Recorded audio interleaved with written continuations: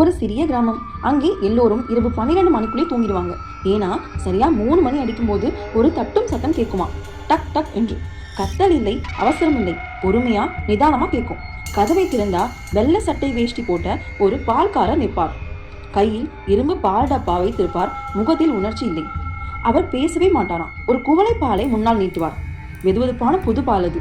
சிலர் அதை வாங்கிட்டாங்கன்னா அதுக்கப்புறம் தான் ஆரம்பிக்கும் ஒரு பிரச்சனை. அடுத்த நாள் அதே 3 மணி நேரம். பால் வாங்கினவர்கள் தூக்கத்திலே நடந்து போனாங்க. காலனி இல்லாமல் கண்கள் திறந்தபடியே போனாங்க. பயம் இல்லை, அலறல் இல்லை. அவர்கள் மெதுவாக நடந்து வயல் பக்கம் இருக்கிற பழைய பால்குடம் நோக்கி சென்றார்கள். கிராமமே பதறி போச்சு.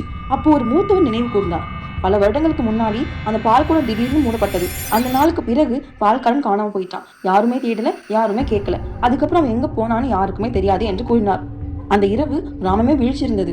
ஒவ்வொரு வீட்டாரும் ஒரு குவளை பால் எடுத்துக்கொண்டு அந்த பழைய கூடத்துக்கு சென்றார்கள். பால் கூடத்துக்கு பக்கத்தில் ஒரு சிறிய சீட்டு வைத்தார்கள்.